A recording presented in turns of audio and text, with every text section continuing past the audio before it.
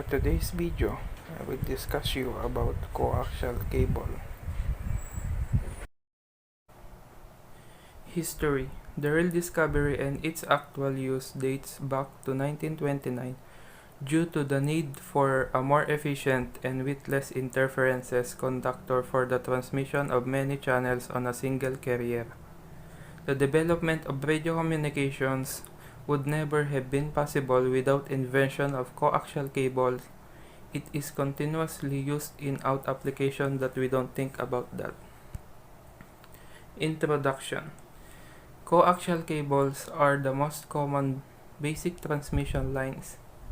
They are used to transmit electrical energy or signal from one location to another, to connect a source to a load, such as a transmitter to an antenna. The coaxial cable consists of two conductors separated by a dielectric material. The center conductor and the outer conductor are configured in such a way that they form concentric cylinders with a common axis, hence the term and name coaxial. How coaxial cables work. So this is the description of coaxial cables. Coaxial cables have concentric layers of electrical conductors and insulating material. This construction ensures signals are enclosed within the cable and prevents electric noise from interfering with signal. The center conductor layer is a thin conducting wire, either solid or braided copper. A dielectric layer made up of an insulating material with very well defined electrical characteristics surround the wire.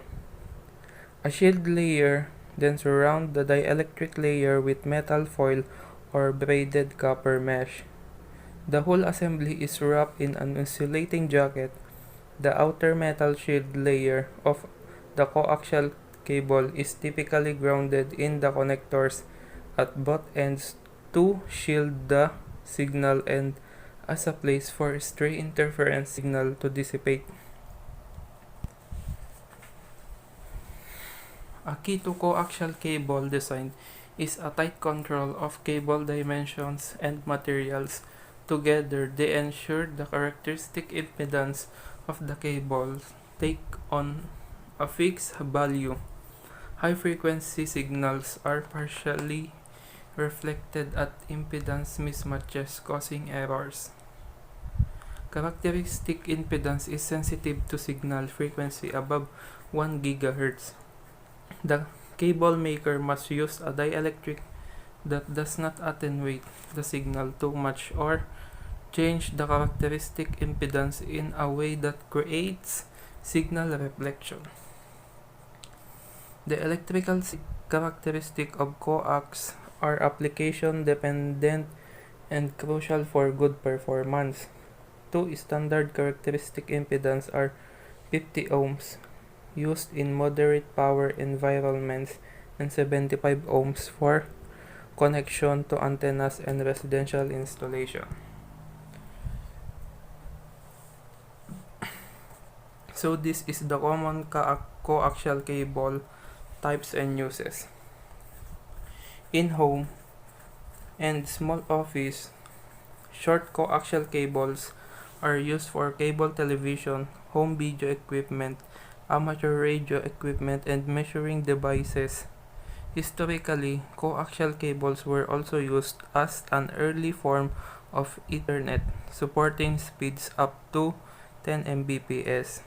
But coaxial has supplanted by the use of twisted pair cabling. However, they remain widely and used for cable broadband internet. Coaxial cables are also used for automobiles, aircraft, military, and medical equipment, as well as connect satellite dishes, radio and television antenna to their respective receivers. So we have RG59 has impedance of 75 ohms and used for cable TV. RG58 and RG11 has the same impedance of 50 ohms and used 14 Internet. RG6 and RG11 has the same impedance of 75 ohms and used for video TV.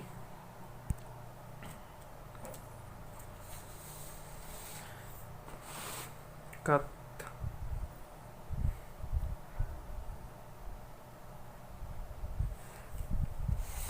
The most coaxial is cut.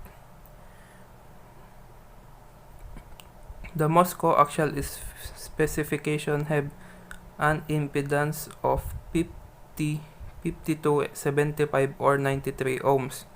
Because of widespread use in the cable television industry, RG6 with double or quad shield and impedance of 75 ohms have become a de facto standard for many industries. Nearly 50 distinct standards exist for coaxial cable, often designed for specific use cases in amateur radio or low-loss cable television. Other examples include RG59U, used for carrying broadband signal from closed-circuit TV systems, or RG214U, used for high-frequency signal transmission. So this is the types of coaxial cables. We have flexible coaxial cable, semi-rigid coaxial cable, rigid line coaxial cable, hand-formable coaxial cable, twin axial cable, tri-axial cable, rotating cable, hardline coaxial cable. Flexible coaxial cable. This is used where the demand is fit the cable into a tight space without performance loss. Semi-rigid coaxial cable. Semi-rigid coaxial cable is used a solid copper outer shield. This type of coax offers superior transmission, especially at higher frequencies. The major disadvantage of this type is that the cable, as its name implies, is not very flexible. Rigid line coaxial cable, which are made up of twin copper tubes that function as unbendable pipes. These lines are designed for indoor use between high-power radio frequency transmitters. Hand-formable coaxial cable. These cables are between flexible and semi-rigid cables.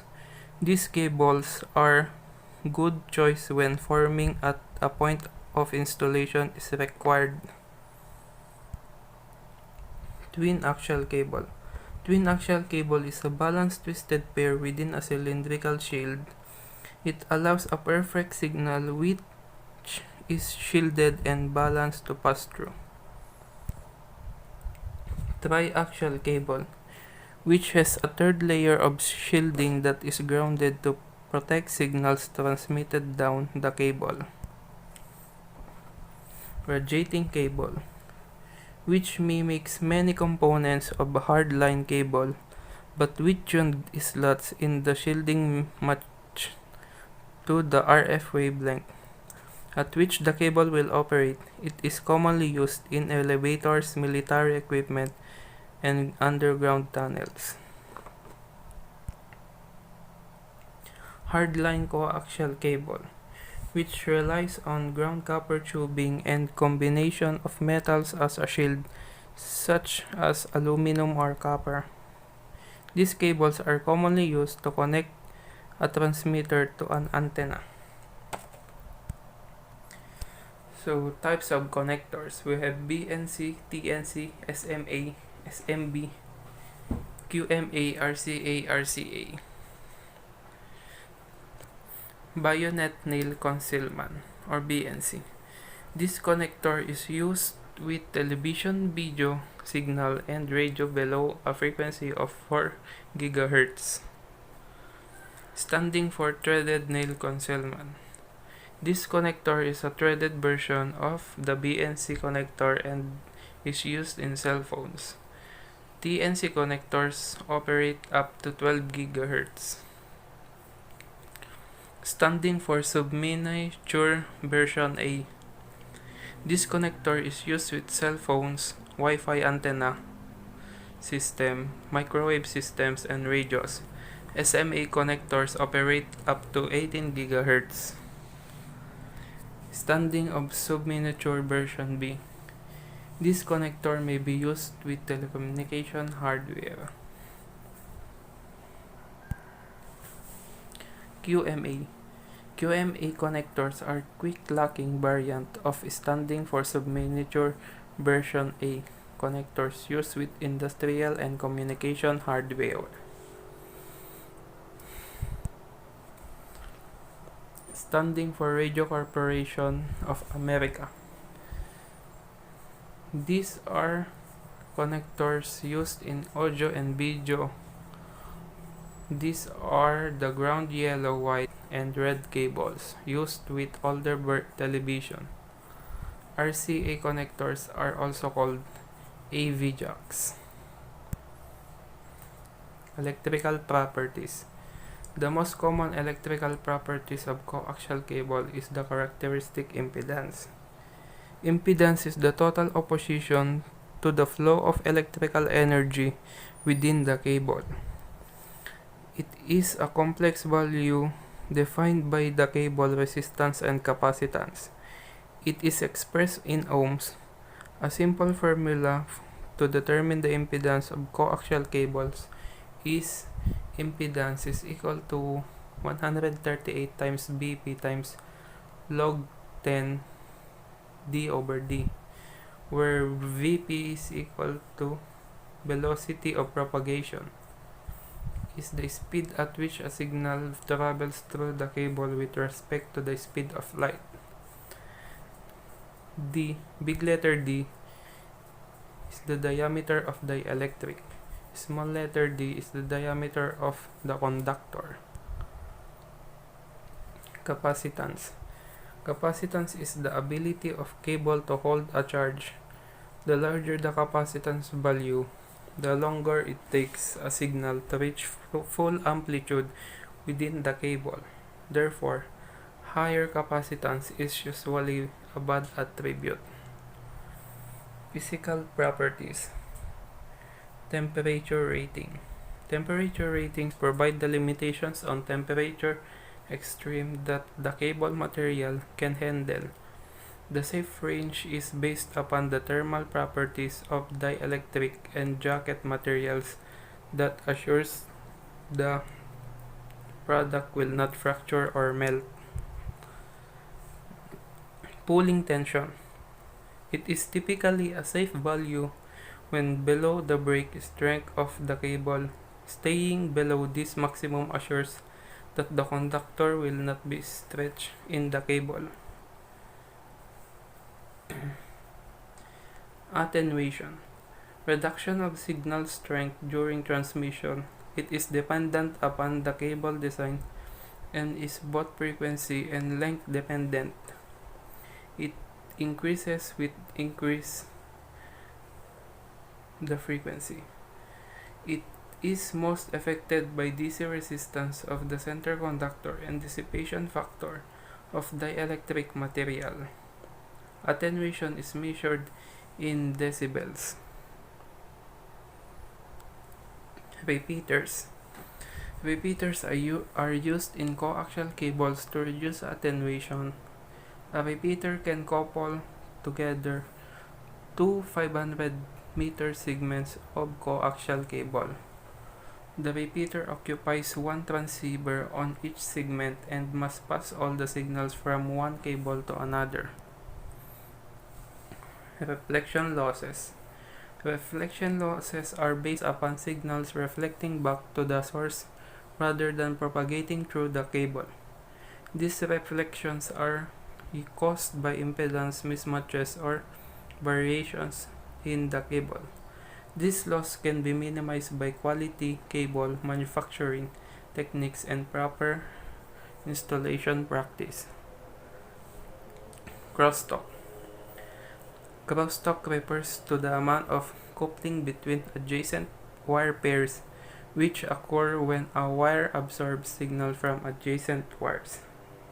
Crosstalk is measured by injecting signal into one pair and then measuring the strength of that signal on each of the other pairs in the cable.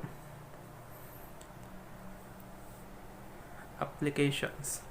Long-distance coaxial cables was used to connect radio networks and television networks. It is used by consumers to connect television receivers to external antennas. Short coaxial cables are also employed to connect home video equipment and radio systems. Microcoaxial cables are used in a range of consumers' devices, military equipment, and also in ultrasound scanning equipment. Coaxial cable are used widely in local area networks. Benefit. The main benefit of using a coaxial cable is that it is the default cable of its type. This means that most electronics is already compatible with coaxial. Other benefits of coaxial cable include its ability to shield television from outside interference. This can maximize pictures quality and help to avoid static. It is inexpensive also. Advantage of coaxial cable. They are most common means of data transmission over short distances. They are cheap to make, cheap to install, easy to modify, good bandwidth, great channel capacity. Disadvantage of coaxial cable.